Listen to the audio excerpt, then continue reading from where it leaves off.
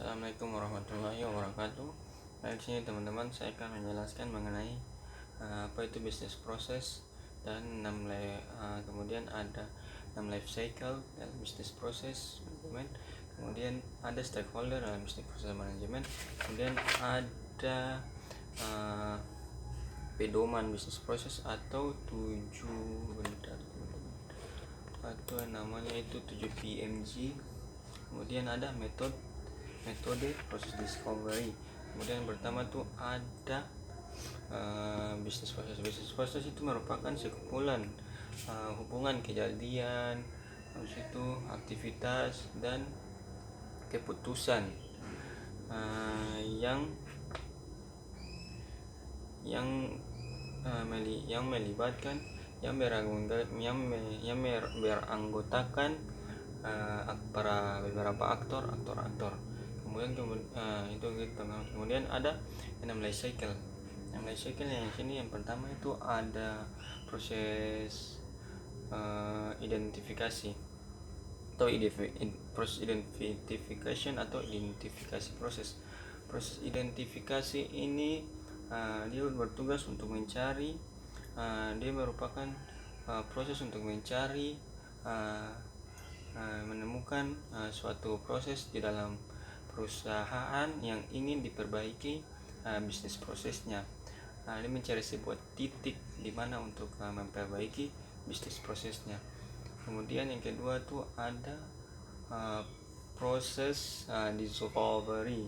Itu proses merupakan sebuah proses penemuan kembali bisnis proses yang lebih baru.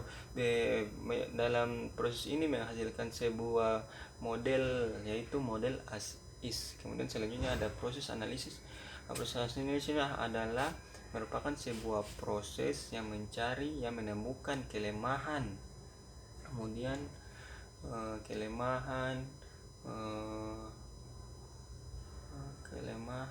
kemudian menemukan sesuatu yang belum yang masih bisa untuk diperbaiki. Itu dia mencari. Itu dinamakan proses analisis, yaitu proses penemuan kelemahan yang ada pada proses sebelumnya, yang sudah ditemukan sebelumnya, itu proses as is. Kemudian proses redesign.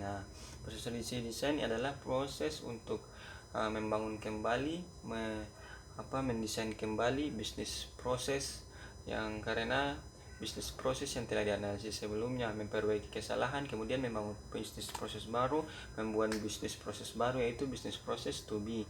Kemudian ada proses implementation, yaitu proses implementasi ini merupakan proses untuk menjalankan proses to be tersebut. Kemudian ada stakeholder dalam BPM, yaitu yang pertama tuh ada yang namanya itu CPO. CPO atau Chief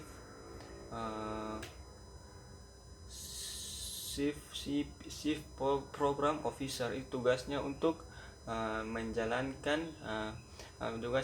manajemen bisnis proses, dan dia juga bertanggung jawab untuk standarisasi, yang kemudian ada namanya itu merampingkan atau menyederhanakan bisnis proses. Kemudian ada yang namanya itu project manager. Project manager ini dia bertugas untuk bertanggung jawab untuk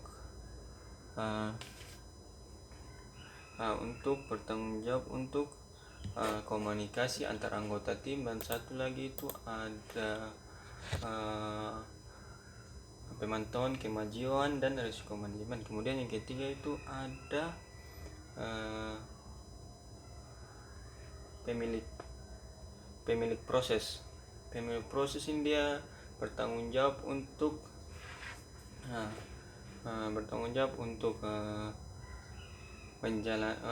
menjalankan sebuah proses, bertanggung jawab untuk mengelola proses. Kemudian ada pemilik proses. Itu pemilik proses sudah partisipan proses ini bertanggung jawab untuk menjalankan bisnis proses dan menjelaskannya kepada karyawan. Kemudian ada developer program. Developer program ini dia tugasnya untuk mencari solusi dan membuat sebuah aplikasi software. Kemudian ada profesional, ada pihak profesional. Dia tugasnya untuk memantau atau mengevaluasi bisnis proses, teman-teman. Kemudian ada 7 PMG atau 7 pedoman dalam bisnis, dalam model proses. Kemudian yang pertama tuh ada harus dimulai dengan start event dan diakhiri dengan satu end event. Dimulai dengan satu start event, diakhiri dengan satu end event. Kemudian yang kedua itu ada harus menggunakan kata kerja yang aktif. Kemudian ada namanya itu tidak sebisa mungkin tidak menggunakan or gateways. Kemudian yang keempat itu ada menyelenggarakan menyelenggarakan proses model menjadi lebih sederhana lagi. Kemudian ada buat model terstruktur dengan tepat, menggunakan elemen dengan tepat, kemudian mengecilkan rute setiap elemen. Kemudian yang terakhir itu ada metode proses mining.